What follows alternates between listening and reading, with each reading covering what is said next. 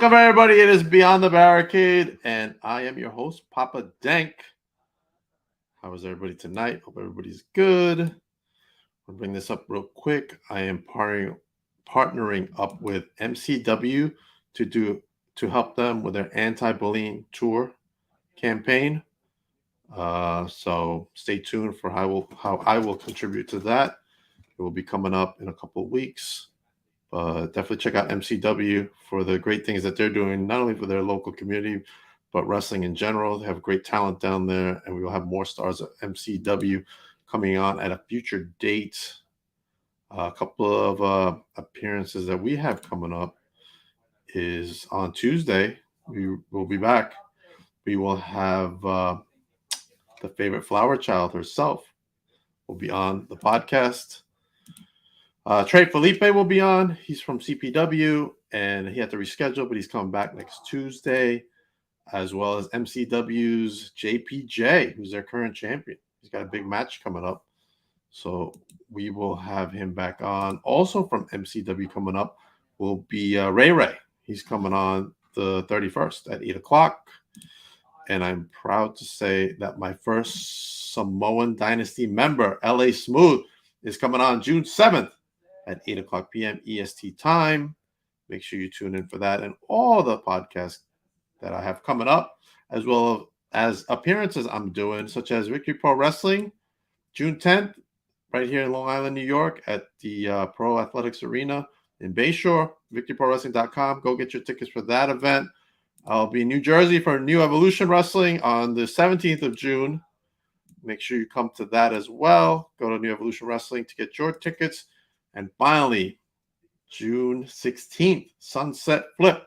Wrestling is now the Mecca. You're not going to want to miss that event as they crown their first World Heavyweight Champion. That's a big match coming up. And we're actually on time, yes, Serena. And without further ado, my very special guest tonight, Remington Rhor. How you doing? I'm good, man. How you doing? I hope that wasn't a long list I had going on. No, man, that seemed like a lot of good intel to give, so I'm not mad about it.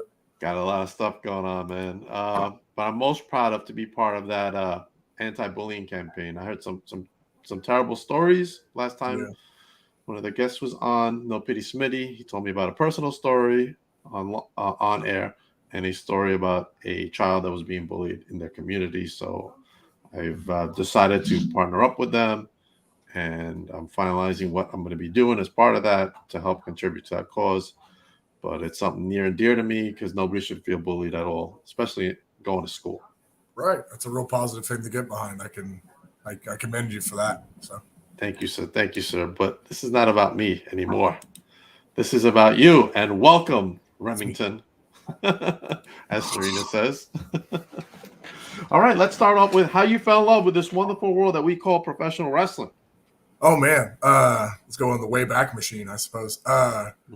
So I got into wrestling through my cousins, who were pretty much like my older brothers. Okay. They were big fans during, like, the Attitude Era, so, like, the Rock poster, Stone Cold, you know, that era, like those No Mercy games on the 64. We played those a bunch, and always gravitated to the big monster characters. I was a big fan of like Mankind, Undertaker, Big Show.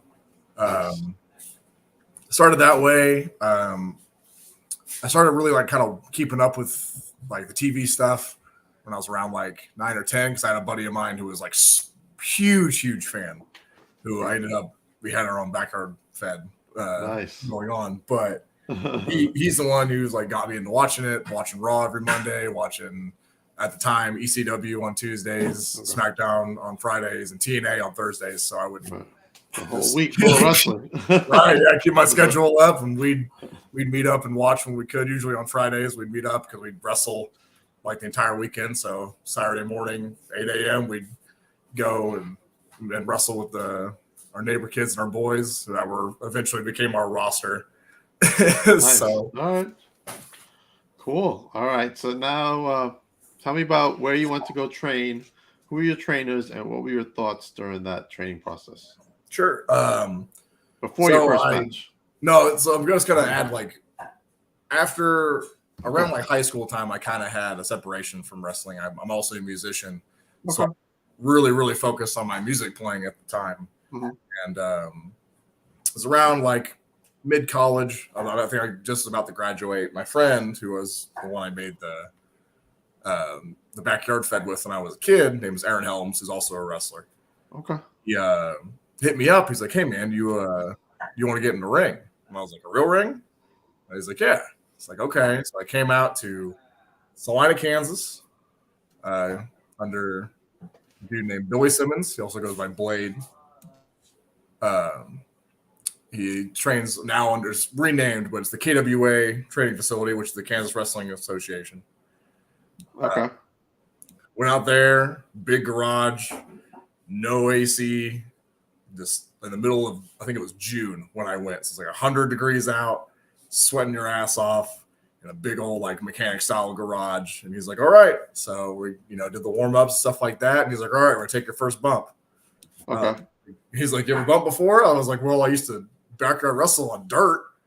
He's like, No. this is gonna feel so much better. So don't worry about it. So I took that first bump and fell in love right there. And I was like, this is for me. So Nice. All right. Tell me about your first professional match. Who was your opponent, and what were your thoughts going through that match?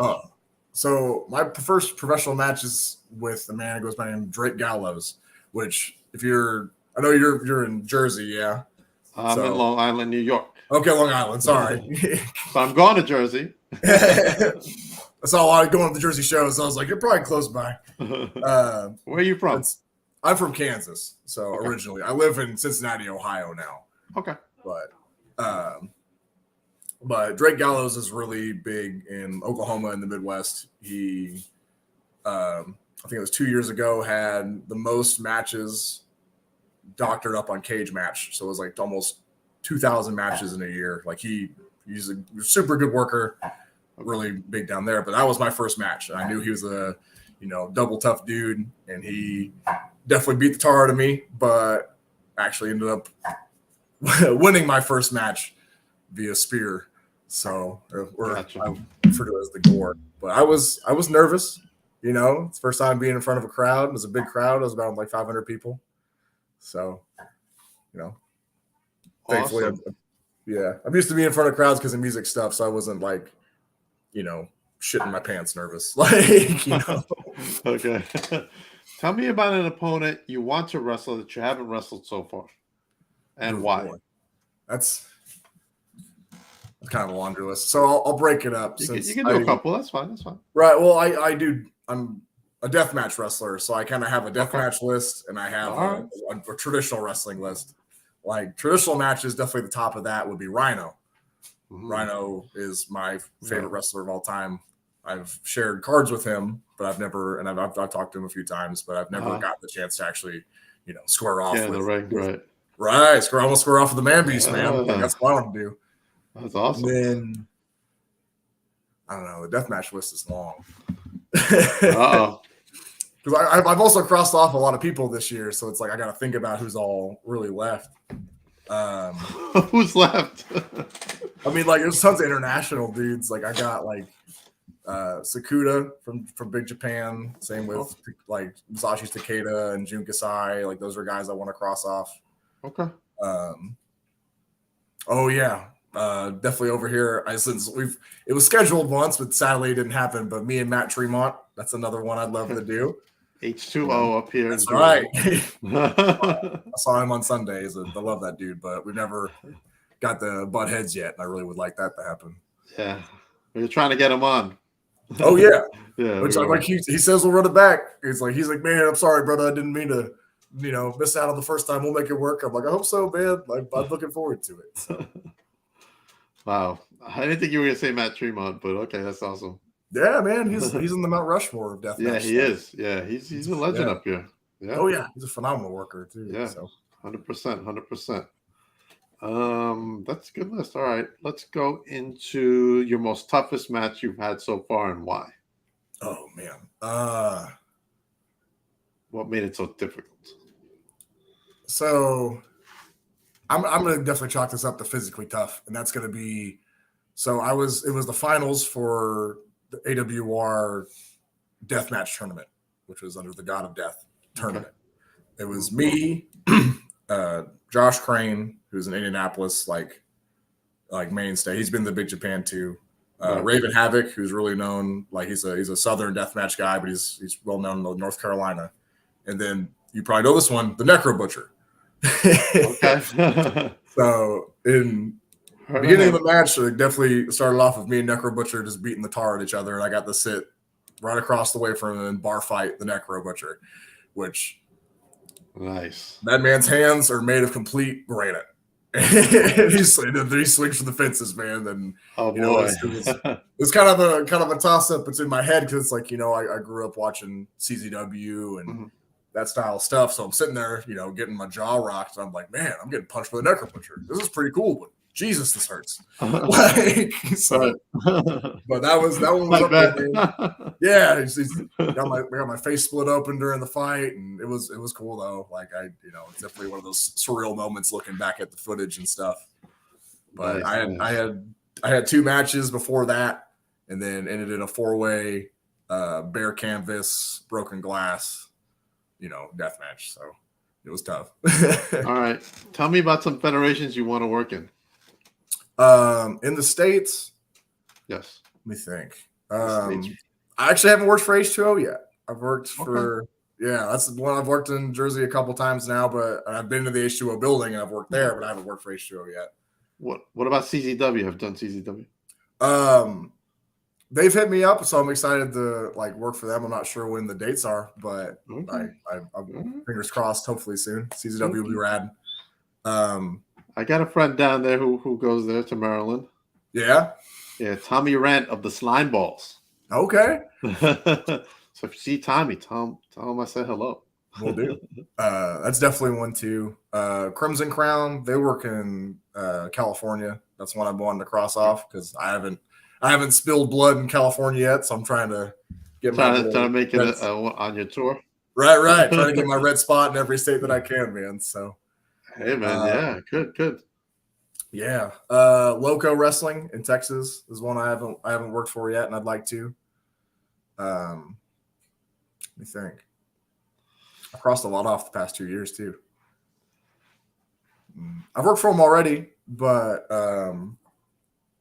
ICW, like No Holds Barred, would be cool again. I always have a blast there. So last time I fought Schlack, and that was awesome. So now, do you want to stay in deathmatch, or do you want to eventually go into a more traditional style wrestling? No, deathmatch fully.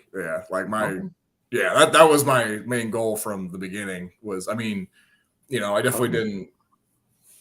didn't go in saying from the beginning, I want to do deathmatch because obviously I wanted to become a good wrestler and then do deathmatch later. So I didn't do deathmatch for a handful of years, and then I finally got the chance to because I've been wrestling for almost 6 years. And there's a lot of dudes, especially from my state, because I'm the only, to my knowledge, I'm the only Kansas deathmatch wrestler. So I have a lot of guys, like younger kids, who come up and see what I do. They're like, "Oh man, I want to do this. And I'm like, "Okay, but you need to get years under your belt and be a good wrestler because, deathmatch wrestling is still wrestling, and it's just it's just the ultra violent frosting on top of the wrestling cake." So, awesome. Favorite venue you've wrestled out of and why? Ooh. Not a lot of people ask that. Oh, I kind of have a sentimental one with this one. So it's the Emerson Theater in Indianapolis, Indiana. Is probably my favorite venue because that's where I had my first death match, which was a big thing for me. I had it with Madman Pondo. That was who I had my first death match with. I also with won. Who? Say that again. Madman Pondo. Oh, okay. Yeah, that guy. He's just once again one of the other Mount Rushmore guys. Nice. But him, and then I also won my first tournament there, and that's where I fought Necro Butcher. That's where I beat Otis Kogar, Brad Cash, and beat another. How many people in that tournament? 15 other people. So that was a 16-man tournament. Okay. So that was a big deal for me. It's a It's a really cool venue too, man. It's got like an upstairs loft so the crowd can like watch from above, as well as like have standing room, and it's got like a big stage for bands and stuff. So it's got other places we can jump off of and have a variety of interesting spots to do. So it's pretty rad. Okay. And then I think after that, probably Harpo's in Detroit was probably my other like favorite venue, because it's just a really rad. I don't know when it was built, probably like the 50s or 60s, maybe. Okay. Old venue in Detroit. It's cool. Oh wow, that sounds cool. Yeah, definitely. Yeah, definitely. What are some of your favorite hobbies you like to do on your time off? Well, I know music's probably one of them. Yeah, music's playing one. I'm a big Dungeons and Dragons and tabletop player, so I play a lot of like tabletop games like that, and Punk Apocalypse and like Shadowrun style games. I'm also really into like Magic the Gathering, so I play a lot of trading card games. Lots of nerd stuff. That's all I do. And then I power lift too, so I'm not playing games and not wrestling. I'm usually in the gym. So I was gonna ask because I can tell you work out. That's good. You know, I work out like a wrestler. I mean, I'm 50, but I still go to the gym, so I'm trying. That's good, man. Got to be mobile. What's your best workout routine that you like to do? My favorite days, I like shoulders and I like back day a lot, and I love squatting too. But like the combination of my years of competitive powerlifting and wrestling has made my hips kind of like hurt constantly. So I kind of have to make sure that whenever I'm squatting heavy, I have to make sure that I'm not going to be like wrestling too soon before, like to recover, or just have enough time to really massage that out so I'm not hurting too bad. Okay. Now I go to the gym and stuff, and I'm hurting all the time, man. Am I doing something wrong? You got to be working a little too hard. Who knows, man? Sometimes like always a little sore somewhere. I'm like, what the hell's going on today? Yeah, it means you're working hard, man. Just got to recover a little better. It's hard because I try to go 5 to 6 days a week. Whew, that's more than I go. Is that too much? No, man. It's up to you. What do you think? Everybody's built a little different. Some people like their cucumbers pickled, Some people like to go 5 or 6 times a week. I used to go 6 times a week, but I don't got time. So I go about 4. At this point, it's more therapeutic for me than anything. Oh yeah, I always referred to the gym as like the Church of Iron, because I don't go to church really, but that's what it is. Like Church of Iron, I like that. Yeah, man. You should make a shirt out of that. That's not a bad idea. Remington Rhor's Church of Iron. There you go. When you make millions, just maybe send me a free shirt. I'll send you a royalty check. Don't worry. Just send me a free shirt, man. That's all. Okay. That's actually a good concept. I already picture how it would look too. Oh man, I'm just picturing like the old prayer hands, but like big like 45-pound plate in front of it, holding it up. That'd be pretty rad. Oh, there you go. I like that too. I'm thinking like a big church with like dumbbells or something, like big barbells on the sides instead of like the outside of the triangle. That'd be rad. And then you can add your concept with the hands like this. Yeah, I think that'll work. It's coming together. I love it, man. I love it when we can put ideas, talk about ideas. It's big brain moves. Big brain moves. All right, cool. What are some of your goals for the rest of the year? What do you want to do? Ooh, I got a lot of title shots coming up. I have a title shot with Ruthless Pro Wrestling in Detroit for their deathmatch title, which is the Rust Belt, against the current running Goddess of Gore, Randy West. We've fought a couple times, and she's bested me both times. Last time we fought in a prickly situation death match, which involved a lot of cactus. Whoa. Cactus, ironic. Yeah. Cactus match? Yeah, it was prickly, so it was like glass, tacks, gussets, and cactus. Jeez. And I ended up getting my ear pierced in that match, unknowingly till later, because she softball pitched, because like the little orb cactus. So she softball pitched a cactus into my head, and it pierced through my ear. But I got her back. She had cactus in her back because I Sato suplexed her onto a door covered in cactus. I think she probably had that in her back for a couple months. So We got a question for you. Serena says, "What about your match with Sam Knight this Friday?" Oh, that's a Haas fight. That's me. It's me and him at Flophouse. We're getting floppy. And Flophouse is soaking wet. Yeah, I've seen him work a couple of times, and I know he's a heavy hitter, but Right. I also am a heavy hitter, and I love hitting heavy. So I'm definitely not afraid of getting hit hard, and I dish it back twice fold. So I'm pretty excited for me and Sam Knight. Wow. Sounds crazy, man. Sounds crazy, man. You got quite the work ahead of you, man. Oh yeah, and then my other title shot I have at AWR for their Revolutionary Championship. That's also their deathmatch title. I'll be fighting. Where's she going by now? The godmother of all death matches, which is Mickey Knuckles. Whoa.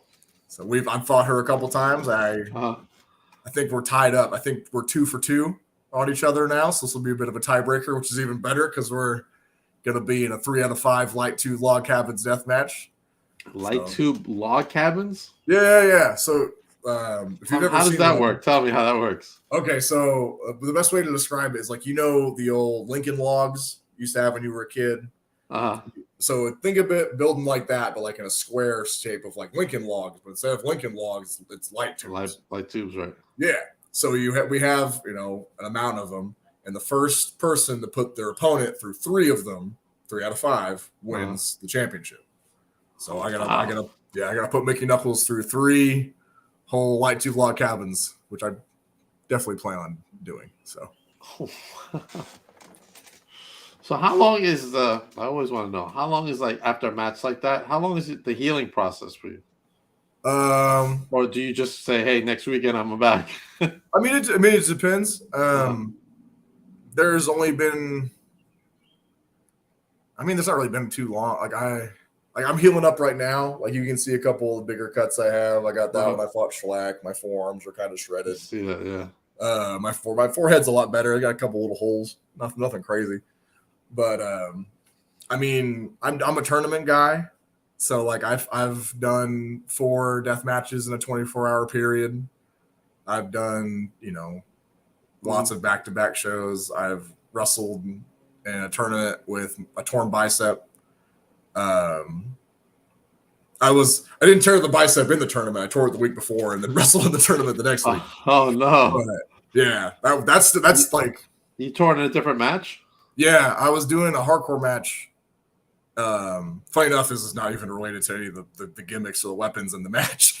But I had the dude, big luchador guy. At the time, I think he was like 260 or 270. I had him in a crossbody, and I threw him like a fallaway slam. Post to post. I made the throw. But he let go of me during the time, and all the weight went down to my hands. And it popped my arm, and so it popped my bicep, which you can kind of see the gap here for me. But it popped my bicep, and I tore it during the match, and I wrestled another route probably about 4 or 5 minutes and won the match. But I suffered the consequences of having the torn bicep. But then I wrestled Prince of the Death matches the next week. How long did it take for it to heal, or is it still healing? I mean, it's healed. It's the best it's gonna get. It just looks funny, like it's just got that little gap. But it looks pretty okay. It's a little smaller, but my left arm's smaller anyway. Okay.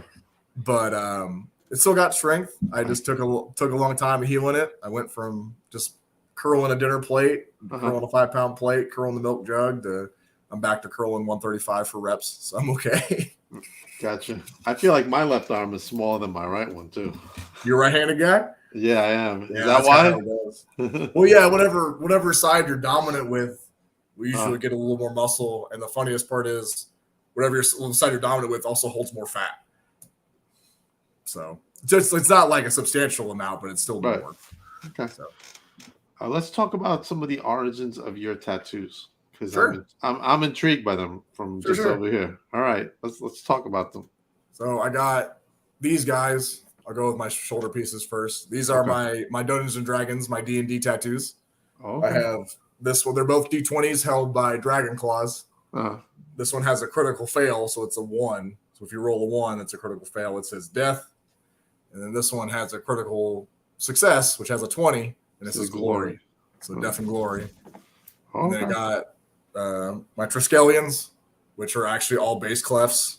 So it's kind of I always saw the Triskelion as kind of a strong spiritual symbol for kind of the revolution of life. It definitely takes the idea of like construction, deconstruction, reconstruction. That's kind of how I look at life a lot of the time. Right. It's all cyclical. Awesome. I got my mom on this arm, so I got a pin-up rendition of my mom for Mother's Day, if you like, a few years ago. Is she holding a dumbbell set? Yeah. It's like a pin-up rendition of an old. Nice. She did modeling pics for Gold's Gym back in like the 80s. Oh, really? Okay. Yeah, that's who trained me. My mom trained me how to lift. So. Oh, really good. Yeah. She was a competitive bodybuilder and a power lifter. So that's awesome, she taught me. And then love it.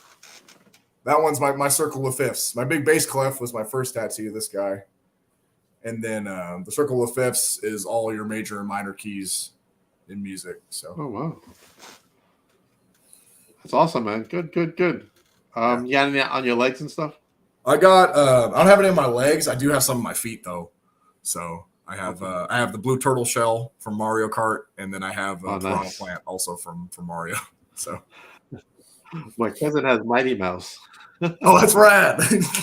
But it's in his ass. Oh, hell yeah. That's awesome, though. That's a good spot for a Mighty Mouse tattoo.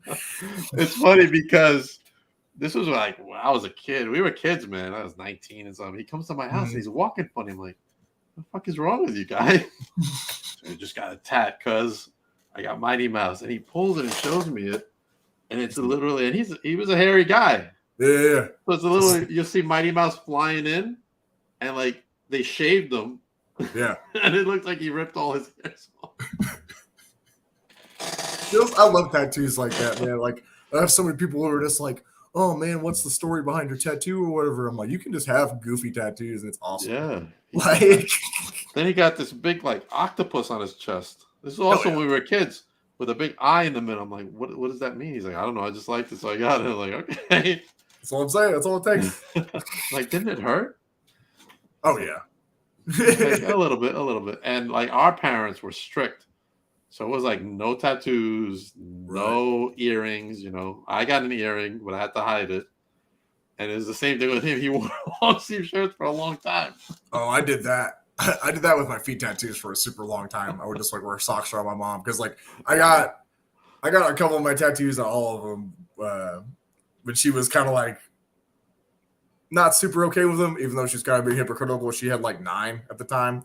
I was like, why are you being mad at me? But like the feet ones, I was like, I'm gonna hide these. And if you see them, she eventually just saw them later on. She's like, what are those? Like, then she was like, oh, it's cool. Cause she's a painter. So she's like, if the art's cool, she's fine with it. So nice. What do you like to paint? Do you like to paint too? I didn't really get that gene. The only thing like drawing wise I was good at is like was good at drawing portraits for a while.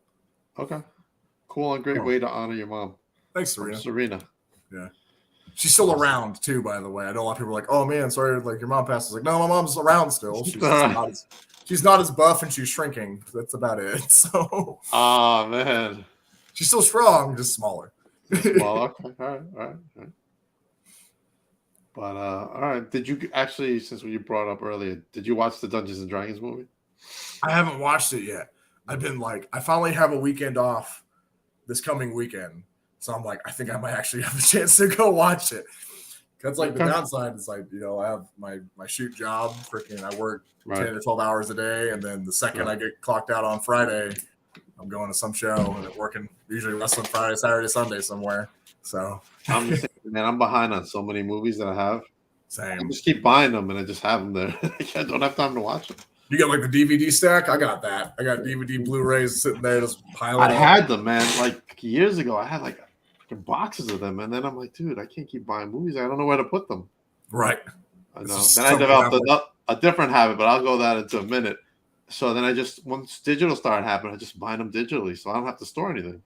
Right. In the cloud. So Apple, I think I have like 1,000 movies. Nice. On Apple, yeah. That I bought. Nobody gave it to me. I had to pay for it. So you can just imagine how much money that cost me.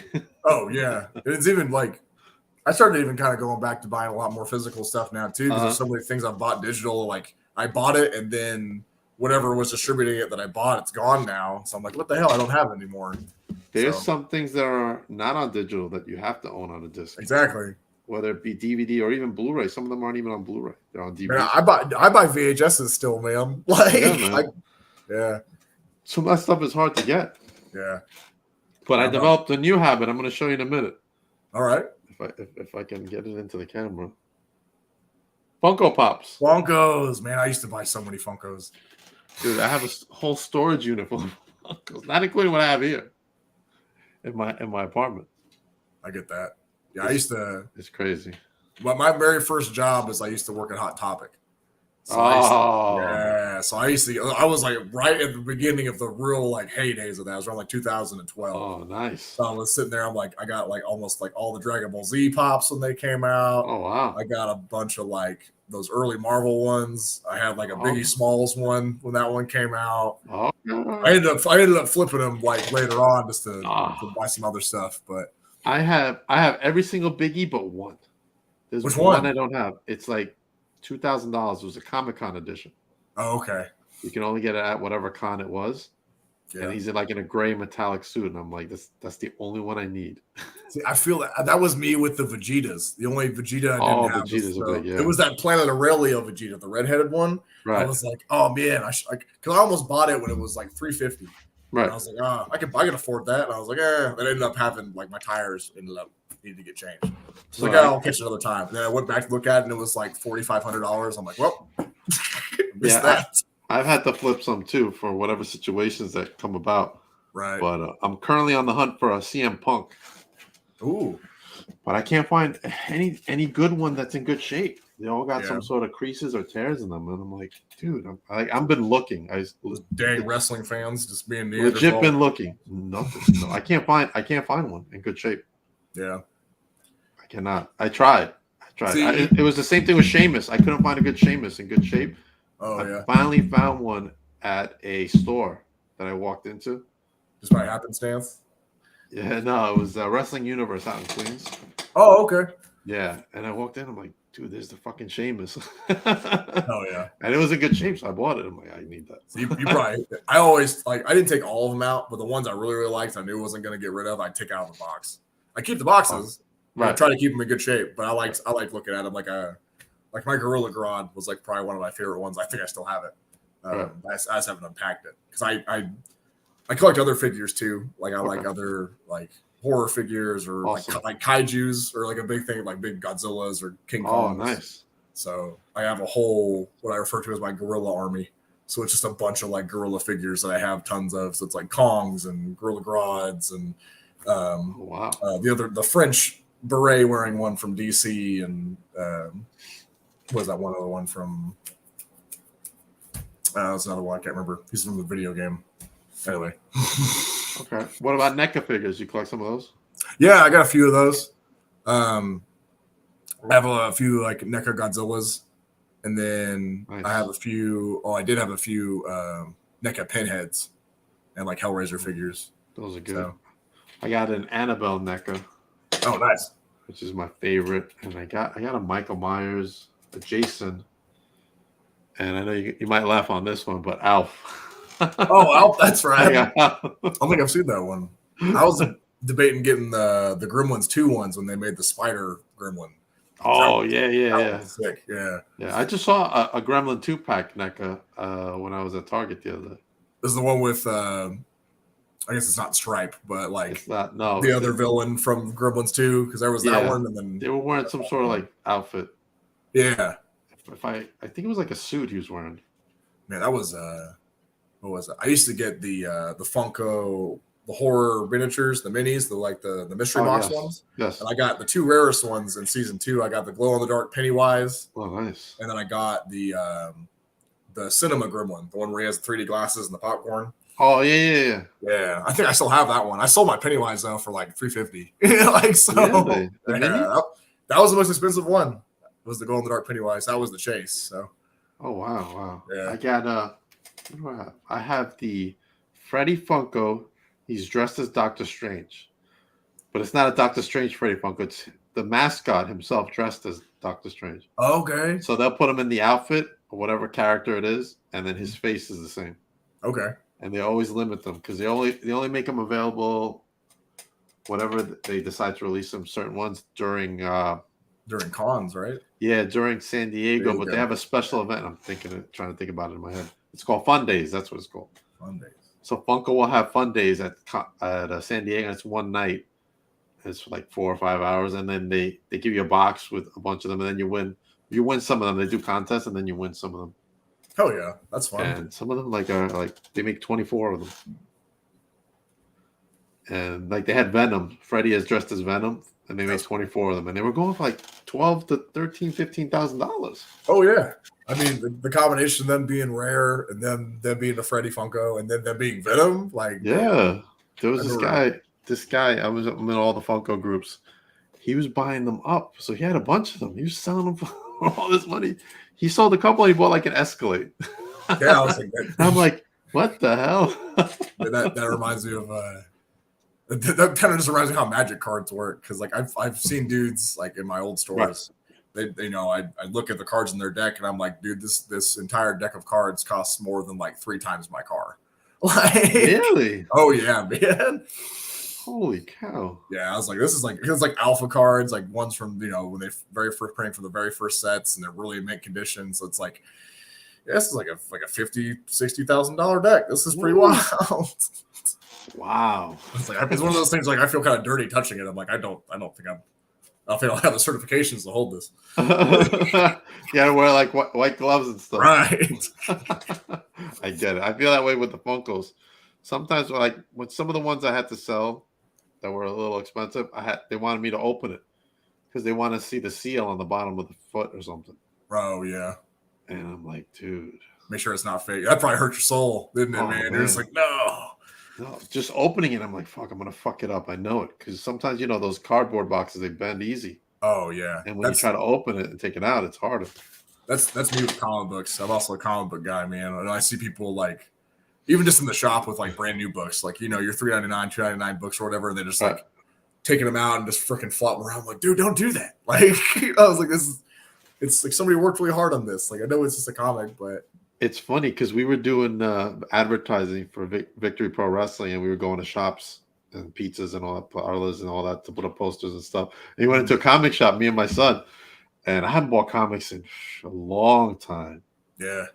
And I was like, dude, I want this comic. And me and him were buying comics at the store. We spent like, I think $50 each just on comics. Dude, I've pulled in a lot of people back in the comics because like there's so many like things that either brought back or like things that people wish they're comic books.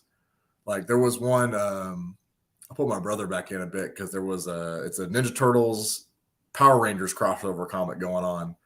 And he ended up buying like every single one of the variant covers and like, dude, I'm like, yeah, dude, like this is wild out here. Like, yeah, before Funkos, I was collecting comics and I had tons of comics and I just got rid of them. And I had some good ones, man. Especially I was a big Spider-Man guy, and X-Men, so I had like a lot of the good ones. Like when Venom first showed up, Hobgoblin first showed up, and I was like, dude, yeah, that's the Todd McFarlane art when Venom's around. Yeah, I know the McFarlane stuff. Yeah, man. I'm a big Spawn guy, so yeah. When he was drawing it, I was into it a lot, and then when he stopped drawing it, then Greg Capullo came on. I still followed him, and then after him, I'm like, I couldn't get into it because I was a big fan of his art. There was a time too when it's in the later Spawn issues in like the 200s where Eric Larson, the dude who did Savage Dragon. Oh yeah, Savage Dragon. Man, that's some rad art. I was like, I kind of like this Spawn. I think the most. He did Spider-Man 2, Larson. Mm-hmm. So I used to read his stuff too. I'm like, dude, this guy's they left. They went and formed Image with Jim Lee. Yep. And Rob Liefeld, and I was like, wow. Yeah, he created some great. Like when Image first started, I was like, dude, these comics are really good. Yeah, that's where like the Darkness first starting off too. Like, yeah, the Darkness was great. I thought it was awesome. Great. Even the one with the Top Cow was still good. Yes. Yes, and then they all just fell apart for me. Yeah, it's just, I mean, it's like started like overprinting and they couldn't keep up with demand, and so the quality went down and the writing went down. And the stories were like, and they got kind of, and the artwork, but when the original artists were doing it, it was great. Liefeld was doing Youngblood. Yeah. Lee was doing. He did. What He was did he doing? Wildcats too, didn't he? Yes, that was it. Wildcats. Grifter was my favorite character of the whole Griffin group. was cool. I liked his Yeah. solo stuff. His solo comic was cool. Yes, his solo comic was cool. I had all those. I like Gen 13 from Campbell. Cool. See, I was a big Pitt fan. That's like my favorite. Oh, Pitt was good too. Yeah, I love. Oh man, by Dale. That's my favorites. Like of all my figures I have a Pitt and Timmy. Oh, figure. you do? Yeah, I got it for like $5. And I was like sick. Nice. It's like one of the biggest Build-A-Figures too. It's huge. Really? But I love Pitt, and then the Max. I love the Max too. Sam Keith's the man. So Sam Keith is good. I couldn't get into Max, but it's weird, but it's fun. It's just weird. It's weird. I was really into Gen 13. Like Gen 13 was really good. Yeah. And when Campbell did it, was like probably the best. Who was all in that? I have the Gen 13 issues where Pitt shows up because I have every single Pitt appearance except for really. Do you still have all of them? I have all of them. The one I don't have is don't have a variant cover for issue 14, which because it was super expensive, but it just dropped like probably about a year ago. So like I'm probably gonna snag it for once. I know people out there have no idea what we're talking about. Just like, what is all this weird comic 90s What is this stuff? So I'm gonna leave off with one more thing before we head on to another subject. For sure. Prophet's cool. Stephen Platt. Mm-hmm. He's the best artist, probably close to like Jim Lee level. He's underrated. Super. He really is. His stuff. He would draw Prophet with like these two guns like blazing and bullets, and it was like every little bullet he would draw, and there was bullets everywhere. Yeah. And it would take him a long time to do a book because he was that detailed to do it. Probably why I didn't get as many runs as he should have. He's just taking too long. He was taking too long. All right. So you'd be waiting 6 to 8 months for a book, the next part. So then they would do like fill-ins. So he would do a couple of pages and then someone else would do the rest. And it just lost its luster. You have to have a really good relationship with somebody like to fill in, panels for yourself, like I was lucky to meet him. Oh, hell yeah. At a convention, and he signed at the time. I don't have him anymore, but my Moon Knights. Oh, nice. Because he did Moon Knight. I'm like, fuck, I got his signature. And it was like some of my favorites. I wasn't a Moon Knight guy at all. But when he started doing Moon Knight before he went to Image, I was like, dude, this is good art. Mm-hmm. All right, enough about this. We're running out of time. Nerd talk. It's I know. Let's talk about goals in 2023 that you have. International is what I'm doing, man. I've covered a lot of the U.S. I actually have my first Canada booking this weekend. All right. I'll be up that way, up in the Great North. Awesome. Crossing my fingers, working on some things around like Australia, possibly working on things in Japan, aiming for Germany.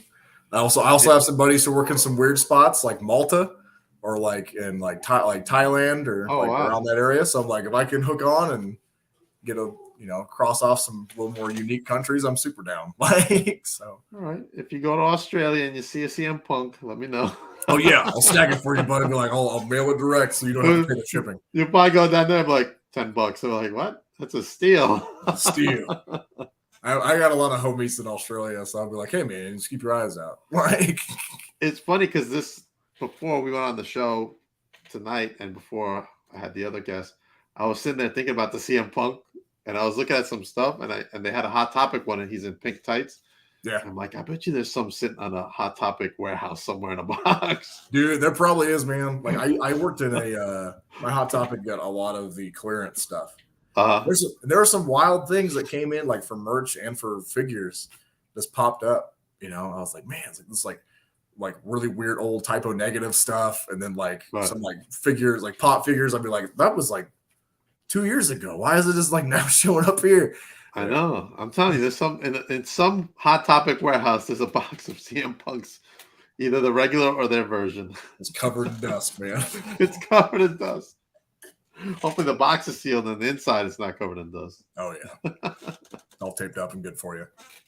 Man, I just ordered from Funko. They had a Biggie Smalls box with like random mysteries. Plus, the Biggie that you got was the New York Con edition that came out last year. Mm-hmm.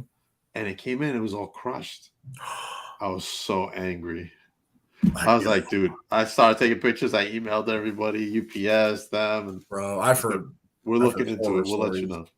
I've heard horror stories, people getting like completely soaked boxes or like it's mold Oh, on it, like crushed, like and frozen out in like the ice and stuff. I'm like, bro, this is rough. never order from Entertainment Earth. Every I heard that. box I get is always damaged, and they have the mint free guarantee, and never comes in mint. Never, ever. So don't order from them. And then it's a whole process to try to get a new one. It takes like weeks. Oh yeah. So you will get to you. I just give up. I just don't order anymore. Try to make it so far, you just forget about it. You just never Yeah. forget about it. They're playing with my emotions over here. Right.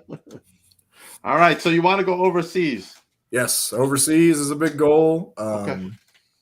Winning more tournaments under my belt. That's a big thing. Like titles are a big deal, but in my flavor of wrestling, as I like to call it, tournaments are deathmatch wrestlers, accolades. That's the badges we get to put on. So the more tournaments you win, the more prestigious you look. That's why, that's a big reason why Tremont's a big deal to a lot of people, because I think his record right now is, I either want to say it's 8 tournaments, which is wild. That's insane. And they're all like big name tournaments too, TOD, Master Pain, Carnage Cup, like big tournaments and stuff.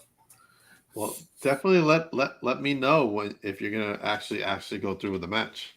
Oh, for sure. Yeah, I'll let you know. Okay, man, me and Tremont. There's the date. Right.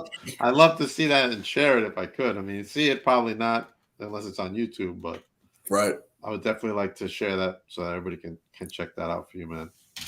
And I appreciate you coming on the show. I had a lot of fun talking to you. Yeah, man, same. I love talking about wrestling nerd stuff. That's all I really do. So we probably could have went about comics for another half hour at least. Oh, I can go another 2 hours if you wanted to. Yeah. But I appreciate you coming on, and hopefully, you'll come back again one day. Yeah. Hopefully, be wearing a little more gold, a little more trophies to wear. There you go. You'll have a couple more stories for me. Yeah, for sure. I got so many more I even told you. So okay, all right, good. I'm gonna hold you to that. So plug away your upcoming appearances and where everybody can follow you.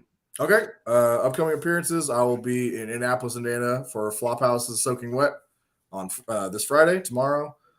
Saturday, I'll be in Canada in the Death Proof tournament, or deathmatch tournament they're putting on. You can find me on Instagram under carnivore_roar. You can find me on Facebook under Remington Rhor, and Twitter also under carnivore_roar. So awesome. All right. Don't forget, I will be back Tuesday, May 30th with Jack Parker Jr. at 7 p.m. from MCW, Trey Felipe from CPW at 8 p.m., and Eliza Hayes at 9 p.m. EST. And remember, if you get a chance, please go to MCW and follow them. They're having an anti-bullying tour, and it's a subject that I've embraced once I heard of it from them, and it's a great promotion, and great people. So definitely go support them. My next appearance will be at Justified Saturday night, June 10th. Go to victoryprowrestling.com to get your tickets. I'll also be at New Evolution Wrestling on June 17th, and go to New Evolution Wrestling to get your tickets for that event in New Jersey. And finally, Sunset Flip, Friday, June 16th. I am part of the Wrestling Is Now media tour, and that is their next show, and it's going to be a big one where they're going to crown their first world's heavyweight champion. If you want to use that barcode in the top, you can go scan and get your tickets now. As for everybody else, have a good night. Thank you for being in the chat. Remington, just stick around for a moment. Sure. I will be back on Tuesday, so stay tuned. And if anybody's going to be at NYWC out here in Long Island this Saturday, I'll be hanging out, watching some great matches with some of my friends over there. Dickie Rods, the Big O, the Slime Balls, Tommy Rant, part of the Slime Balls, Joey Conway, the cause of it all, and all the great stars of NYWC. So, yeah, everybody else, have a good night.